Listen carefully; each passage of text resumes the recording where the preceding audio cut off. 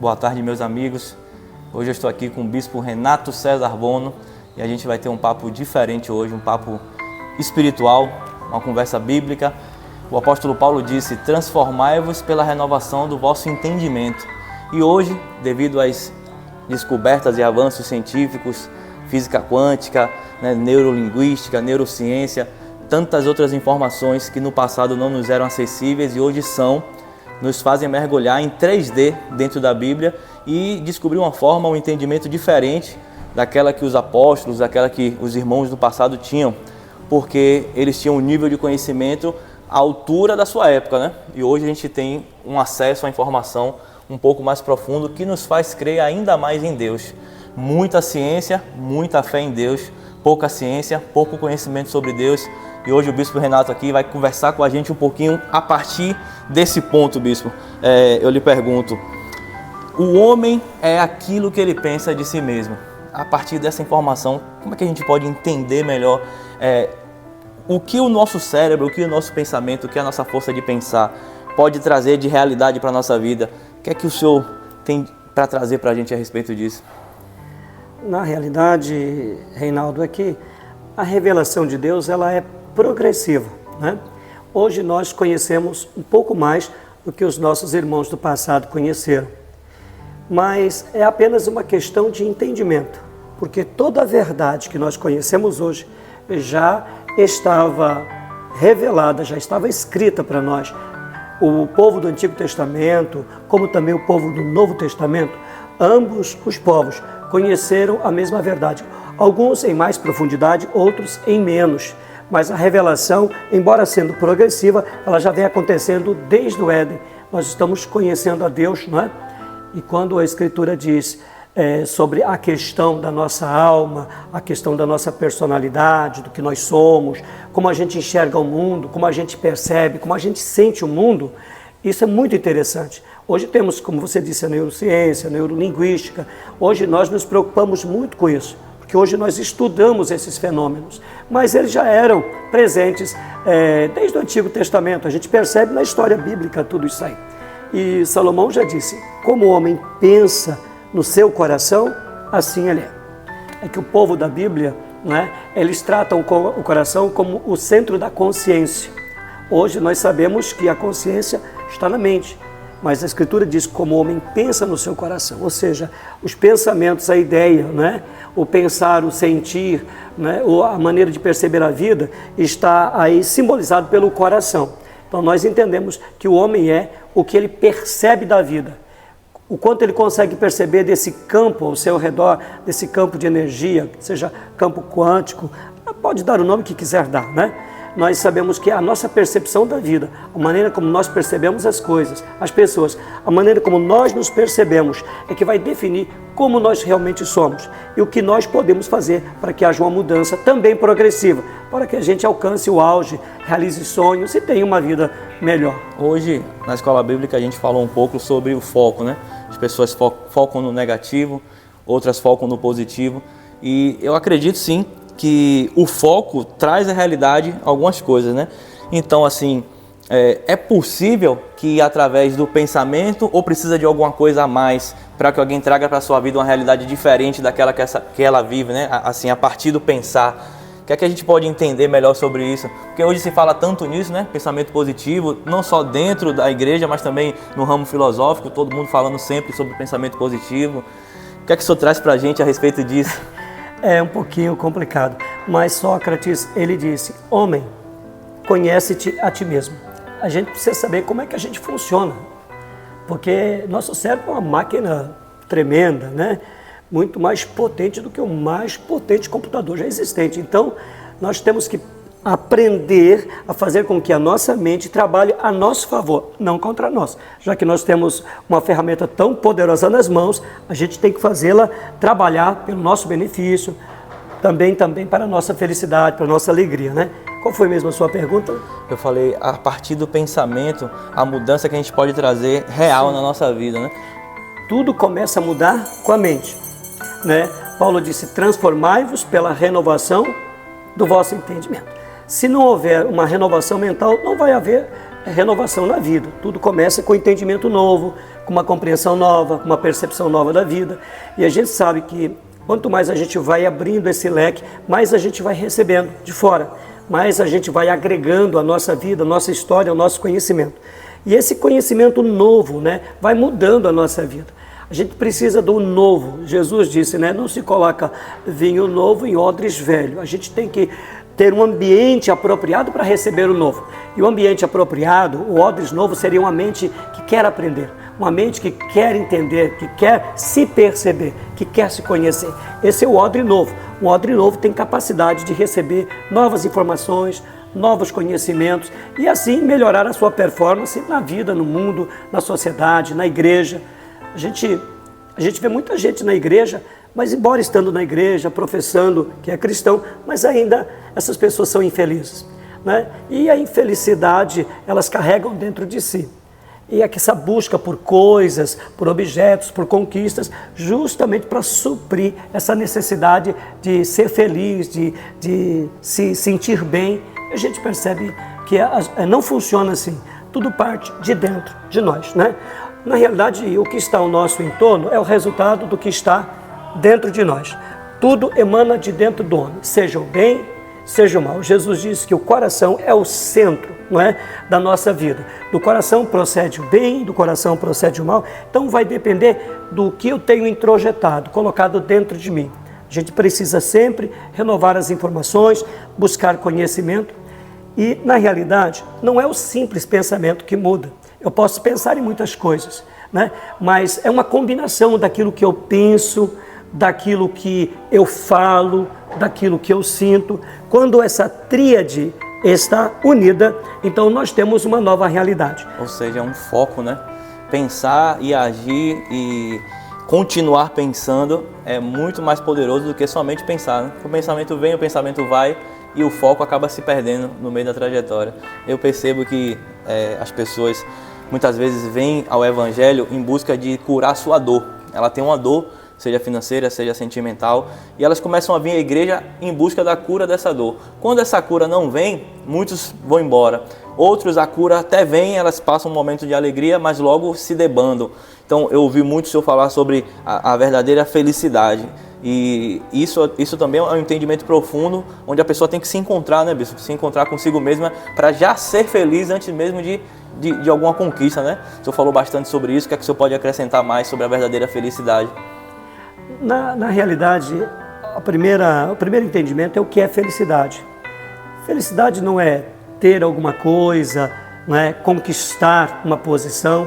Felicidade é um estado de alma, independente daquilo que eu tenho, daquilo que eu possuo. Muita gente diz assim, eu estou buscando a felicidade.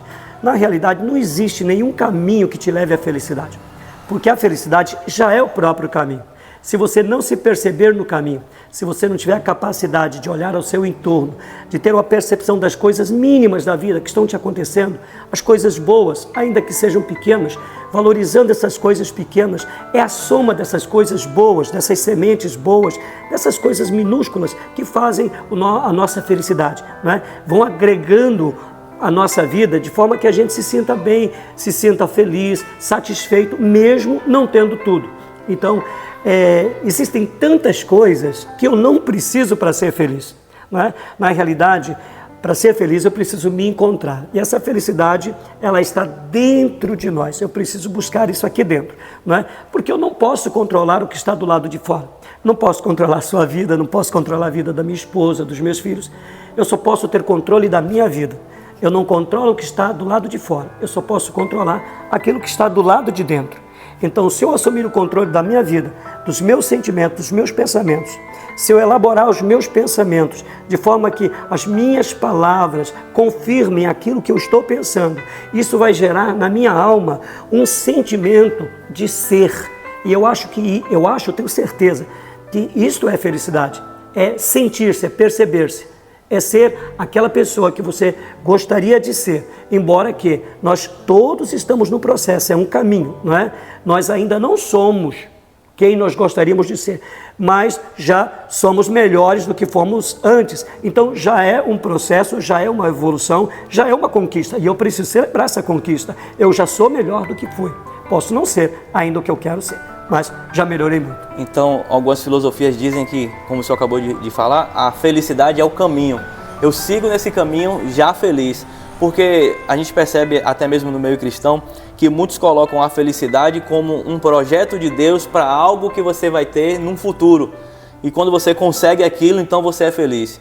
E a gente está aqui indo um pouco na contramão desse pensamento atual, onde já se é feliz enquanto se percorre esse caminho, né? Exatamente isso. Ou seja, mesmo eu não tendo nada, mesmo eu não tendo conquistado ainda os meus objetivos, eu já sou feliz e vou só adquirindo coisas, benesses, bênçãos, né? Isso. Promoções, se assim eu posso dizer. Deus vai me promovendo, me levando de cargo, acrescentando mais coisas na minha vida, porém nada disso é a felicidade. A felicidade já é esse caminho que eu trilho. Isso, porque se fosse fácil, muita gente já era feliz, né? E eu percebo a infelicidade dentro e fora do meio espiritual, né? Dentro e fora do meio espiritual, as pessoas têm dificuldade de ser felizes. Elas sempre atrelam a felicidade a um objetivo que ainda vai se alcançar. E a felicidade, então, é esse caminho que eu trilho, mas para eu me encontrar comigo mesmo e dizer assim, poxa, sou feliz, é preciso uma arrumação mental muito grande, né, bispo? Necessário.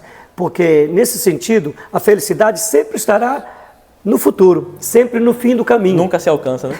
E quando é que eu vou chegar no fim do caminho? Quando eu morrer, né? Então eu preciso morrer para ser feliz? Eu preciso ir desfrutando dessa vida, porque muita coisa boa está nos acontecendo. A gente é que não tem aquele espírito de gratidão. Eu acho que a felicidade é encontrar a arte de ser grato, de agradecer por aquilo que já conquistou, por aquilo que a gente já tem. Já temos tantas coisas, né? Eu costumo dizer que eu tenho tudo aquilo que eu preciso ter, né? Eu só não tenho o que eu não preciso, mas tudo o que eu preciso, eu tenho. Então, Deus já tem nos dado todas as coisas. A Escritura diz que tudo é nosso, né? Nós somos de Cristo e Cristo de Deus. É uma cadeia, né? Temos tudo em Cristo, somos de Cristo, Cristo de Deus. É nessa unidade que nós encontramos a felicidade, né? Nós temos tudo porque nós somos de Cristo e porque Cristo é de Deus. Então, a certeza da felicidade é justamente esse encontro com Deus e consigo mesmo. Se eu não me encontrar comigo, eu não posso me encontrar com Deus. Eu não posso conhecer a Deus sem me conhecer. Sócrates tinha razão há milhares de anos atrás. As pessoas têm o costume de endemonizar os filósofos. Na verdade, os filósofos eram pessoas que tinham um entendimento um pouco além ou muito além da sua época, né? Conseguiam ter um sentimento mais aguçado, uma capacidade sensitiva maior, né? De observar coisas que os outros homens não estavam se importando e de trabalhar em cima da percepção do sentimento humano de uma forma muito mais assim sensível. Os homens eram brutos, estavam envolvidos com a guerra, muitos combates, né? E isso fazia com que o homem se distanciasse do espiritual e do seu eu interior. Então os filósofos eram esses mestres que tinham a capacidade de organizar os pensamentos e transmitir, né? De uma forma mais fácil de compreender. E ainda falando assim do ser humano, de alegria, de espiritualidade, de neurociência, de neurolinguística, todo esse assunto, eu quero falar de um assunto que diz respeito ao nosso canal aqui também, né? As pessoas têm uma percepção diferente a respeito de dinheiro, de riqueza, de prosperidade. Eu percebo que os religiosos associam a riqueza a pecado, a coisa ruim, por causa de versículos muitas vezes mal interpretados, né? Como aquele que diz, ninguém pode servir a Deus e ao dinheiro, né? A dois senhores. Então, assim, a definição de dinheiro, o que realmente é o dinheiro para a gente que tem uma compreensão mais profunda a respeito disso, para tirar essa endemonização, se assim eu possa dizer, da palavra dinheiro. O que é que a gente pode conversar sobre dinheiro e espiritualidade ao mesmo tempo? Primeira coisa, Reinaldo, é que o dinheiro não é o problema, sempre foi a solução, não é? As pessoas têm problemas, o dinheiro não tem problema. E a Escritura, ela não demoniza o dinheiro. A Escritura diz que o amor ao dinheiro, ou seja, a avareza, é exatamente o contrário. É o amor ao dinheiro, é a avareza, é o mau uso do dinheiro. O problema interno, né? O problema é de quem usa o dinheiro, é como eu uso o dinheiro. O dinheiro nem é imoral, nem é moral, né? Ele é amoral, ele tem a conotação que você der para ele. Então é quem está fazendo uso do dinheiro. Então o dinheiro é uma ferramenta de bênção, porque os patriarcas da Bíblia, todos eles foram prósperos. E há inúmeras promessas de Deus de prosperidade, de riqueza, não é? O justo sempre seria por Deus recompensado com o melhor da terra, né? Se você me ouvir né, você vai me obedecer, seguir os meus ensinos, os meus conselhos, você vai comer o melhor da terra. E comer o melhor da terra inclui também a vida financeira. Não é só a questão espiritual, como alguém pode espiritualizar, porque a gente tem a mania de espiritualizar tudo, não é? Jesus sabia separar muito bem as coisas e traçar um paralelo entre o espiritual e o material. Ele mandava que olhássemos os pássaros, a relação dos pássaros com Deus, a relação de Deus com a natureza, com as flores. E ele então traçava um paralelo também conosco, que diz, olha, vocês são mais importantes, mais preciosos do que os pássaros, a relva, as flores, e Deus vai cuidar muito melhor de vocês. Então, na realidade, há uma promessa de Deus de bem-estar. Acontece que as pessoas, a nossa personalidade que nós somos, na realidade é a soma de tudo aquilo que nós já vivemos, de todas as experiências que a gente já passou na vida. Muita gente perdeu dinheiro, muita gente sofreu por causa do dinheiro, por uma situação, por outra. Isso traumatizou muita gente. Problema com dor, com sofrimento, com traição. Então, a gente cria uma conotação equivocada das coisas, das pessoas, do dinheiro. Então, faz com que a gente veja de forma deturpada a vida. Esse que é o problema. E aí faz com que a gente pense errado a respeito das coisas. O que muda a vida da gente não é, como você disse, um simples pensamento, mas é como eu permaneço pensando. Eu posso pensar alguma coisa errada. Você pode ter uma conotação errada sobre o dinheiro, mas a partir do momento que você mudar esse conceito, a tua vida vai mudar também. Porque não é o que você pensou, não é o que você fez, é o que você está fazendo agora. O momento presente é que vale. O presente já diz, né? Presente, até o nome já é bonito, né? Ele é bonito, é gracioso, presente. Esse é o momento que eu vivo. Esse momento aqui é que determina o que vai ser a partir de agora. O passado, né? O passado ele tem uma influência, mas ele não determina o que eu posso ser. Ele pode influenciar, mas ele não vai decidir, não vai determinar. Eu posso mudar a partir de hoje, independente do que eu já sofri, do que eu já vivi, não é? A questão de pensar, eu posso pensar alguma coisa agora, e daqui a 5 minutos eu posso mudar de opinião, mas é aquilo que a gente pensa constantemente é que forma a nossa realidade. Porque tudo aquilo que eu penso de forma repetida, dia após dia, vai formando um conceito na minha vida, entende? E isso é que vai mudando as coisas para mim. Então, é o que eu penso permanentemente, eu passo a falar frequentemente, eu repito essas coisas, e isso me traz um sentimento diferente, um sentimento de bem-estar, de alegria, de conquista. E quando eu me sinto bem, então eu passo a pensar melhor ainda, com mais clareza. E aqueles pensamentos que são mais evoluídos, mais claros, não é? Me fazem falar, me fazem declarar coisas melhores a meu respeito. E essas declarações que eu faço me fazem sentir muito bem. E porque eu me sinto bem, então eu penso melhor. Porque eu penso melhor, eu falo melhor, então me sinto melhor. E é um círculo de bênçãos, sabe? Um círculo de crescimento. Então a gente pode mudar a trajetória. Não é porque eu tive um passado de dor, de sofrimento, que eu tenho que viver sofrendo a vida toda. Posso mudar a partir do presente. Esse momento é o ponto de partida para um diferencial na nossa vida. Pode ser um divisor de águas. O senhor falou algo interessante, eu li no livro Os Segredos da Mente Milionária, Pastor Harvey, e ele fala de algo interessante. Nós somos programados na infância para tratar o dinheiro de diferentes formas, né? Uns são programados para fartura, né? Para abundância, e outros programados para escassez. Sempre se preparando para não ter, sempre se preparando para passar algum tipo de aperto, dificuldade. E é uma frase muito comum que acontece, mais ou menos assim: é impossível você ter dinheiro e ter espiritualidade.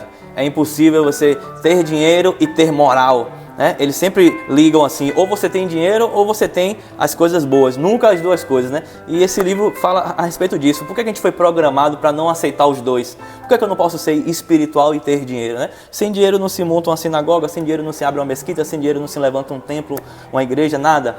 Então o dinheiro faz parte da espiritualidade. As pessoas religiosas têm esse medo de se envolver com dinheiro e esquecem que os mais abençoados na Bíblia, por exemplo, Jó era o homem mais rico do Oriente Médio. Né? Não estou aqui pregando que todo mundo saia correndo atrás de riqueza, mas ressignificar aquilo que você foi programado para pensar sobre o dinheiro. Pensando de forma negativa, não, dinheiro não é coisa boa, dinheiro é imoral. As pessoas que têm muito dinheiro ganharam esse dinheiro de forma desonesta. E ele fala algo interessante no livro, que ele tinha todo esse pensamento e a partir do momento que ele foi ajudado a desconstruir esse pensamento, ele passou a ficar muito rico, os negócios dele deram muito certo e ele foi morar em um bairro onde todo mundo era muito rico e essas pessoas, ele tinha uma imagem ruim sobre elas, ele achava que os ricos não prestavam, não valiam nada. Quando ele foi conhecer elas de perto, numa reunião lá do condomínio, ele percebeu que as pessoas mais ricas eram as que mais faziam doações, ajudavam, faziam caridade, eram muito cordiais, muito honestas. Ele disse assim, dificilmente você vai conhecer uma pessoa rica desonesta, porque a desonestidade termina em ruína e falência. Então a gente precisa desconstruir, né, sobre o dinheiro, a respeito dessa forma de a gente foi programado para não gostar dele, ter uma aversão à riqueza para se tornar espiritual. E dá para ser as duas coisas ao mesmo tempo? Dá. A Bíblia diz que a bênção de Deus enriquece sem dores, sem efeitos colaterais. A riqueza desonesta tem efeitos colaterais. É como uma mentira, uma fraude, né? Dura pouco tempo. E a felicidade, né, ou a alegria, o prazer que vem do dinheiro, não satisfaz, porque não vem de uma fonte justa, reta. E se ter dinheiro é muito importante. Porque a Escritura diz que a igreja no primeiro século, aqueles que tinham propriedades vendiam e ajudavam os menos favorecidos. Então, se eles nada tivessem, como poderiam ajudar? Quando um homem muito rico foi a Jesus dizendo: o que eu faço para entrar na vida? Ele diz: pega seu dinheiro, você tem muito, ajude os pobres, distribua. Eu não acredito que aquele homem, se distribuísse a sua fortuna, ficaria pobre. Porque uma coisa, riqueza é uma mentalidade. Se você der dinheiro para um pobre, você perde o seu dinheiro e ele também perde. O dinheiro desaparece. Mas quando você dá o seu dinheiro para uma pessoa que tem uma mentalidade de riqueza, né, que pensa certo sobre o dinheiro, ele multiplica o dinheiro. Você reencontra o dinheiro depois. A questão dos talentos, né? Se der ao pobre, você perde. Por quê? Porque ele não sabe administrar o dinheiro, ele não tem uma mentalidade para administrar o dinheiro. Tem medo do dinheiro. Você vai ajudá-lo por um momento, vai ser apenas uma ajuda momentânea. Mas se você der uma pessoa que tem mentalidade financeira equilibrada, justa, ele vai fazer esse dinheiro render e se multiplicar. Então não vai suprir a necessidade dele por um momento. Vai ser algo que vai alavancar a vida dele. É como dar a vara. Ele vai continuar pescando muitos peixes, enquanto que aquele que recebe a ajuda e não sabe administrar é como quem recebe apenas um peixe. Ele vai comer o peixe e vai voltar a ter fome de novo. Passando aqui agora para o assunto de neurolinguística, neurociência, a gente conversou bastante sobre isso, citando como exemplo os hábitos saudáveis, né? Uma pessoa que começa a ir para a academia, dizem que é necessário 20 dias seguidos, um determinado período de tempo seguido, para que o subconsciente grave aquela memória boa, aquela informação boa e faça com que isso se reproduza de forma automática. Então a gente percebe que existe o nosso consciente, o nosso subconsciente, e quero que você me explique um pouco sobre isso. Qual é a relação dos dois, né, na vida do homem? A consciência ativa e a subconsciência, né, aquela que está ali meio que escondida, mas trabalhando mais do que a consciência ativa, né? Ok. Na realidade, a partir do último trimestre, né, que a gente fica na barriga da mamãe, a gente já está absorvendo conhecimento. Isso que é muito importante a gente tomar cuidado com o campo ao redor da mulher grávida, do que acontece com ela, do que se fala ao redor dela, porque aquela criança, aquele feto está aprendendo. Ele começa o aprendizado ali já no último trimestre. E esse aprendizado vai seguindo até o 7º ano de vida, onde a pessoa está no estado teta, ou seja, é uma frequência em que ela está aberta para aprender. Então aprende tudo. Você vê que uma criança, ela tudo pega, tudo cheira, tudo coloca na boca, né? Tudo quer mexer, tudo pergunta. Ela está numa frequência de aprendizado. Ela está formando a sua personalidade até os 7 anos, né? Os padres jesuítas diziam assim: me dê um menino, né? E até os 7 anos eu o entregarei a você, vou devolvê-lo a você como um católico que nunca mais deixará a religião. Por quê? Ele disse: se você me entregar uma criança, vou formar nessa criança um entendimento, né, e que vai acompanhá-lo para o resto da vida, porque até o 7º ano se forma a personalidade. Nós sabemos que depois do 7º ano a gente continua também aprendendo, a gente não para de aprender, né? A vida toda é um aprendizado, mas essa parte potencializada é até o 7º ano da criança. A gente vai aprender, lógico, de formas diferentes, através de um trauma, de uma dificuldade, as pressões da vida. Existem coisas que são muito emocionais, todo o acontecimento muito carregado de emoção grava, seja de alegria, seja de tristeza. E essas coisas vão para a nossa mente subconsciente, não é? E a nossa mente consciente é a nossa mente criativa, é aquela que está pensando, decidindo, resolvendo. Mas nós temos um filtro, né? Um filtro, porque a mente consciente é um padrão de comportamento já estabelecido. Dizem os neurocientistas que 95% das nossas ações diárias são determinadas pelo subconsciente e não pelo consciente, pela mente criativa. Ou seja, nós estamos programados para sermos o que nós somos. 95% é muito, né? E quando você aprende algo novo é um problema sério, porque é uma dificuldade. Porque a informação que você recebe nova tem que passar pelo filtro do subconsciente. Ele pode aceitar ou rejeitar. Se o subconsciente concordar, se aquilo estiver de acordo com todo o aprendizado, com todas as experiências que você já viveu, ele aceita como verdade. Se o que você está aprendendo é novo e contradiz tudo que já viveu, tudo que experimentou no passado e for contrário a isso, ele rejeita isso. Então é complicado. E é uma briga, né, entre o consciente e o subconsciente, né? Os cientistas dizem que o nosso consciente é como um computador de 40 bits, né? Processador de 40 bits. E o nosso subconsciente, 40 milhões de bits. Então veja só, 40 bits competindo, concorrendo com 40 milhões. É muito difícil, a briga é feia, viu? Nessa linha aí do que você falou, eu li no livro Os Segredos do Lobo, que fala sobre técnicas de venda, que o comprador, enquanto o vendedor está passando as informações do produto, da negociação que está sendo feita, a sua mente, né, o seu subconsciente faz um julgamento em milésimos de segundo e elabora uma resposta. Ou seja, tudo aquilo que está dentro dele ali de informação que foi carregado ao longo dos anos, fazem um julgamento do que o vendedor está falando para ele, para que ele dê uma resposta positiva ou negativa, bloqueie a venda, para que ele pense, esse cara é um charlatão, esse cara está me enganando, ou isso aqui é muito bom, eu preciso disso, ou eu vou comprar, eu não vou comprar. Enquanto um fala, em milésimos de segundos, a subconsciência lá, né, o subconsciente vai buscando nos seus arquivos todo informações, uma quantidade de informações de muitos anos para gerar uma resposta rápida. Ou seja, exatamente como você falou, milhões de bits, né, trabalhando para entregar uma resposta em um segundo para o consciente, né, a memória ativa, aquilo que está ali para responder, está pensando naquele momento. A gente acha que está pensando ali, resolvendo naquele momento, mas tem uma memória subconsciente abrindo gavetas e puxando arquivos na velocidade da luz para trazer uma resposta a partir do que você conhece. Se é golpe, se não é golpe, se o produto é bom, se não é. Então é muito interessante como a gente se comporta mesmo sem compreender, né? E isso tudo nos leva à grandeza de Deus. Foi Deus que configurou essa máquina, foi Deus que colocou. Indo para esse assunto agora sobre as células, né? Bilhões, milhões, trilhões, não sei quantas células nós temos. E a gente estava conversando a respeito da forma como a célula tem os seus sensores, né? Como é que ela sente as coisas ao seu redor, positivamente, negativamente, desencadeando coisas boas e ruins. Vamos falar um pouquinho sobre isso. Os sensores das células, o senhor conversou comigo há pouco tempo. Então, exatamente. Como você estava dizendo, você precisa conhecer, né, o seu cliente, porque você tem que prever reações. Então, se você conhecer bem o perfil do seu cliente, você vai ter mais sucesso. Estudar o cliente, né? E entender que possíveis reações mediante aquelas colocações que você está fazendo, como ele vai reagir. Objeções.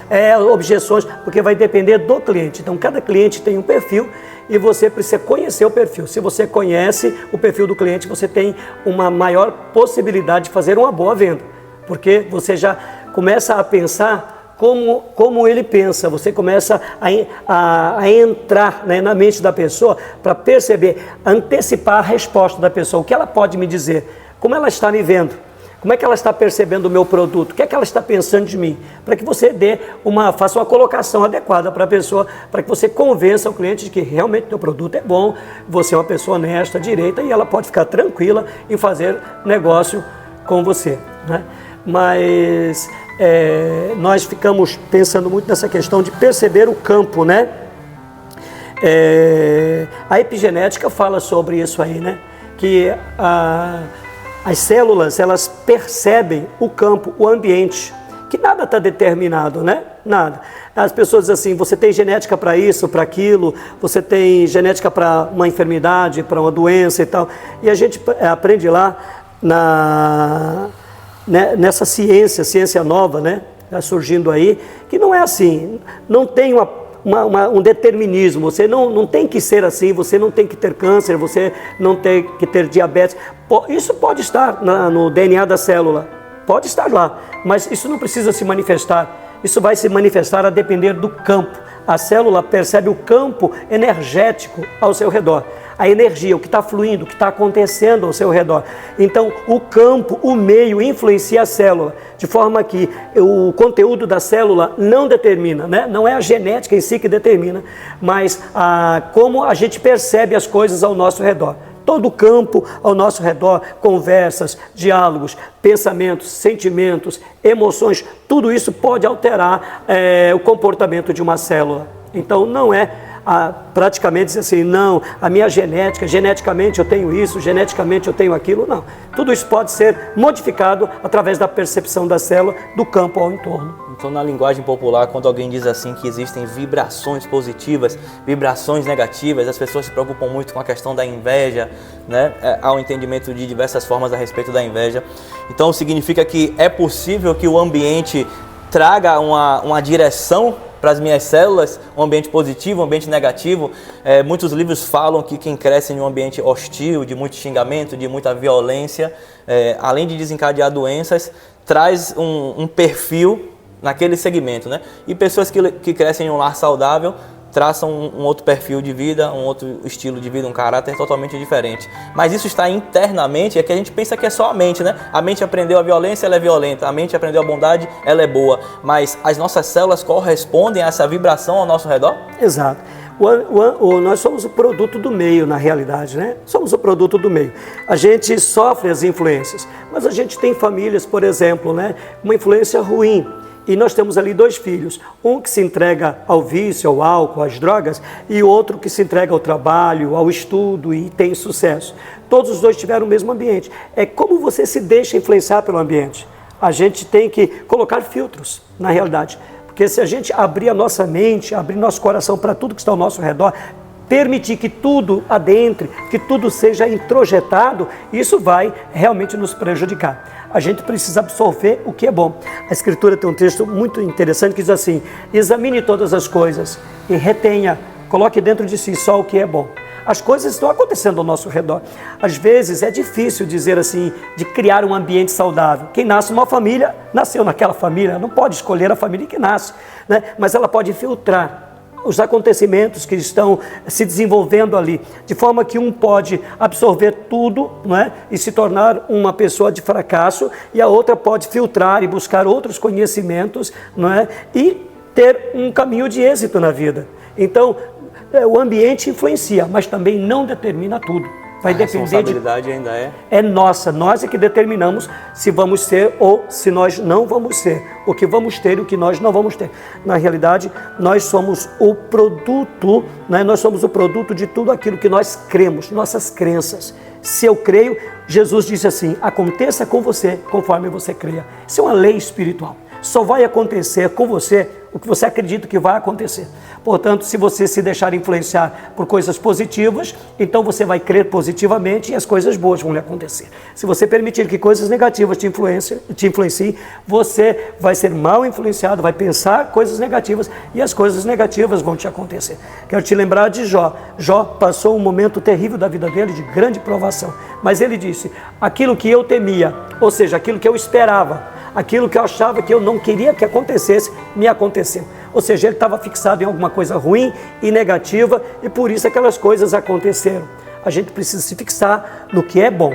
Tudo que você foca, né? Aquilo que você pensa, todo sentimento que você intensifica, aquilo cresce. Tudo cresce a partir do momento que você dá atenção àquilo. Pode ser coisa ruim, pode ser coisa boa. Agora, nós como seres inteligentes, né, a gente tem que aprender a focar o que é bom, na realidade, né? A sociedade impõe esse pensamento de que as pessoas são vítimas, né? Vítimas da sociedade. eu cresci na favela, pobre, sem recurso, assistindo ao tráfico e à criminalidade. Então, logo, se eu me tornar criminoso, eu não tenho culpa. Porque existe uma vibração negativa, um ensinamento negativo ao meu redor. E isso tira a responsabilidade da pessoa, porque existem outros que mesmo na favela, mesmo pobre, mesmo cercado pelo tráfico de drogas, decidem empreender, decidem montar um negócio, abrir um negócio, se tornam grandes empresários. Quantos empresários de sucesso saíram das favelas, do meio do tráfico, de famílias de violência, onde o pai bebia muito, batia na mãe. Então a gente não pode tirar do ser humano a sua responsabilidade, né? O caráter vem de cada um, independente do meio. Mas também eu não posso anular que o meio vibra positivo ou negativo, influenciando. Então é uma luta de vibrações, né? Eu tenho que vibrar mais positivo do que aquela vibração negativa que está de fora para dentro, tentando me contaminar. Mais ou menos isso, né? É como se a gente é jogado no mar ou no rio. Ou a gente nada, ou a gente pode beber a água e afundar. Até morrer, né? Não é verdade? Mas quando a gente se sente vítima, esse sentimento de vítima, ele causa um sentimento de irresponsabilidade. Se eu sou vítima, eu não sou responsável. Isso aí é o que eu poderia ser. O que mais eu poderia ser? Nascendo onde eu nasci, vivendo onde eu vivi. E a gente sabe que na prática não é assim. Porque existem pessoas que superam essas coisas. Tem gente que superam limitações incríveis, limitações, deficiências físicas até. E se superaram e venceram na vida. Não são muitos. Porque fazer o que é certo não é para todo mundo. É preciso ter coragem, ter fé e determinação. Mas você precisa ser assim, eu preciso ser assim, se eu quiser alguma coisa boa na minha vida. Eu não posso me entregar ao vitimismo e dizer, coitado de mim, eu não sou nada, não sou ninguém. Desse jeito eu não ando para canto nenhum. Bispo, para terminar aqui, a gente tem muita coisa para conversar, porque o homem aqui é uma fonte de conhecimento, mas não cabe tudo em um só vídeo, né? Para terminar, eu queria que você deixasse uma mensagem para os nossos ouvintes, para ajudar não só no despertar da fé, mas numa esperança de dias melhores, né? O povo anda muito triste, desesperançoso. Queria que você falasse, olhando para a câmera ali, uma mensagem para os nossos ouvintes. A palavra do apóstolo Paulo. Pensai no que é bom. Tudo que é honesto, tudo que é puro, tudo que é decente, tudo que merece louvor. Disse o apóstolo Paulo, pense nisso. Vale a pena pensar no que é bom. Quando você pensa no que é bom, aquilo que é bom acontece. Pensar no que é bom muda nosso caráter, melhora a nossa vida. A renovação, que Paulo disse, transformai-vos pela renovação da vossa mente. Então é o que eu penso o tempo todo. É o que eu penso quando estou acordando, durante o dia, quando vou dormir, a meditação na minha cama, não é? A Escritura diz que a meditação é muito importante. Medito na lei de Deus de dia e de noite, disse o homem de Deus. Eu medito dia e noite na tua lei, nos teus ensinos, nos teus conselhos. Não é? A lei de Deus não são regras, são conselhos de amor. E quando você medita, pensa nessas coisas que Deus tem falado, nesses conselhos de amor, você prospera, não é? Então, nós deixamos aqui um conselho para você. Conduza seus pensamentos. Pedro diz assim, levando todo o pensamento cativo a Cristo. Não deixe sua mente vaguear, porque se você soltar os seus pensamentos num terreno aberto, isso é uma guerra, não é? Num terreno aberto é muito perigoso, muito perigoso. Levando todo o pensamento cativo a Cristo. E ele diz, mas lançando sobre Jesus toda a vossa ansiedade, a vossa preocupação com o futuro, porque Jesus tem cuidado de vós. Então, Deus está cuidando de você, Deus está cuidando de mim. Não preciso me preocupar negativamente com o futuro. Só preciso me planejar um pouco. Isso é importante. Jesus também ensinou o planejamento, né? Você precisa planejar o futuro. Mas você não precisa antecipar o mal. Ele disse, deixe que cada dia resolva o seu próprio mal. Não é isso? Não vos preocupeis com o dia de amanhã. Pré-ocupação. Uma ocupação negativa, não é um planejamento. É uma ocupação mental negativa. Uma tristeza, uma ansiedade por aquilo que pode acontecer ou não. Mas isso pode me fazer tanto mal como se realmente acontecesse. Alguém disse, quantos males nos causaram aquilo que sequer chegou a acontecer. Só porque nós criamos com a nossa mente, com a nossa imaginação, tantas coisas ruins, tantas coisas nocivas. Nós podemos colocar a nossa mente para trabalhar para nós ou contra nós. Seja inteligente, pense os pensamentos de Deus. E Paulo disse, vós tendes a mente de Cristo. uma mente, né, evoluída, inteligente, ok? Sem preocupação, sem ansiedade, administrando o tempo presente, planejando o futuro, mas sempre com boa disposição de amar as pessoas e principalmente amar a si mesmo. Ninguém pode amar os outros se não amar a si próprio. E Deus nos ama, e essa é a certeza que Ele está cuidando de nós. E a melhor maneira de você e eu entendermos que Deus nos ama é através do amor próprio. É o quanto eu me amo. Deus me ama através do meu amor próprio. Então pense em você, não é? Dê valor a si mesmo, acredite em si mesmo e toque o barco. Vá em frente, acredite. Deus vai te honrar, viu? Deus te abençoe. Obrigado por nos ouvir até agora e fica com a gente, bispo. Obrigado. Foi um prazer. Tchau, tchau.